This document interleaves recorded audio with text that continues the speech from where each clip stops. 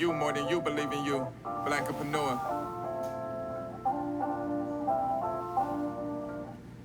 Let's build each other up instead of tearing each other down. Yeah. Mama never taught me golden rules. Teachers never taught me this in school. Generational wealth. Take care of your family. Take care of your health. What good is it being rich in a broken home? Alright guys, let's talk about working from home versus working in the office. So there was this tweet I saw that struck a whole different thought process that I never really thought about. And it was a creator, and they said, it's my 2-year anniversary from not having to sign a birthday card to a complete stranger or for someone that I just particularly don't favor within the office. And when you think about that, like, we really used to do that. We really used to rally behind people that didn't even care about us, wouldn't even hold the door for us, or anything in the office. It was just like this obligation thing. So let's talk about working from home versus going to the office, because right now there's this big push to get people to go to the office, and it's not going to do well. It's not going to turn out very well. If they thought the Great Recession was just ending, it's not going to end. It's actually going to ramp up because of these measures. And let's talk about why. First, I got some notes, so I'm going to be looking down so I can get the right stuff. But first, it's the travel. Most of us have not only saved on car insurance, saved on gas, saved on car maintenance, saved on time, just by being able to work from home in the comfort of our own home. And that's a big thing to take away from someone that you told that we couldn't have before the pandemic, because there was no possible way for us to work from home. But somehow we were able to make it work because the companies still had to get their tasks done. So that's quite interesting, don't you think? Okay, number 2, cost. Now, think about how much we spend on lunch, or getting our hair done, fellas getting haircuts, buying a certain work attire, just having certain things so that we can, the cars we have to drive to get to work, or the public transportation that we have to, the bus pass and all that kind of stuff, the train pass. Being so that we are able to work from home, it's been more cost effective. And I've seen a lot of people being able to save and get themselves out of more debt because they are able to be at home and repurpose those same funds into another space, and to, basically pay down their debts, their priorities. They weren't focusing on their looks so much. They were able to take their responsibilities seriously. And when we have that kind of a balance, it just makes us more productive as human beings, period.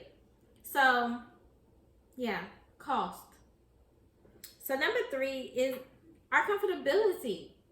Imagine being able to be at home in your own space, be creative, not having somebody breathe down your neck, or having someone that, just watches over your every move, and you're able to create and get work done and be productive, and to do almost twice as much work because you're in your own space that you created for you. I think that is probably like my best one. It's funny, I was sitting and talking to my kids one day, and one of them said, it's crazy how we used to have to ask to go to the bathroom. And it's crazy how we had to wait to eat when we were told to eat. Why can't adults get it?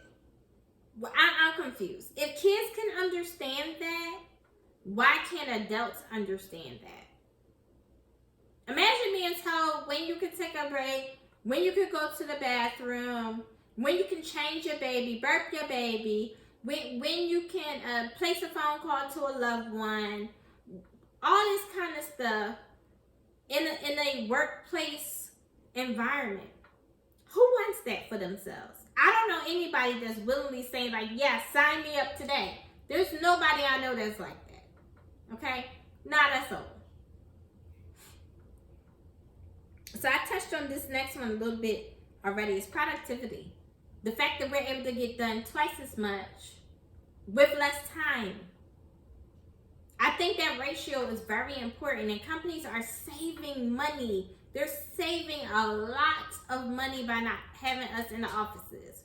The leases on the office, the electricity, the water, the broadband to run the computers, all that kind of stuff that's needed, the routers, all that kind of stuff that's needed to run an office, those costs have been cut down dramatically.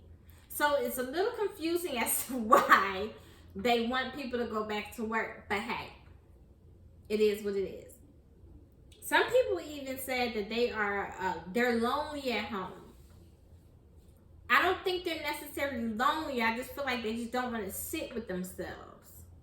And because sitting with themselves makes them think about themselves and where they are today in life and how they got there, it's just too much of a reality thing for them. But for those that have sat with ourselves long enough, we know that working from home is the best option for us. It's the only option for us. So last thing is self-care. We're able to rest more. Yeah. We're able to see our loved ones more. It's funny because I look at other countries that don't prioritize work. They actually prioritize you having self-care. They make it illegal to talk about work when your day is done or on the weekends. And we don't adopt that here in the US. And I think we should, because it just makes us happier human beings. But until we stand up for ourselves and say, hey, this is what we want, this is what we need, and this is what we are going to take and nothing else, we're not going to get it.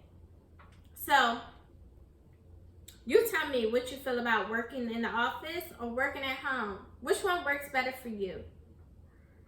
Have a great day.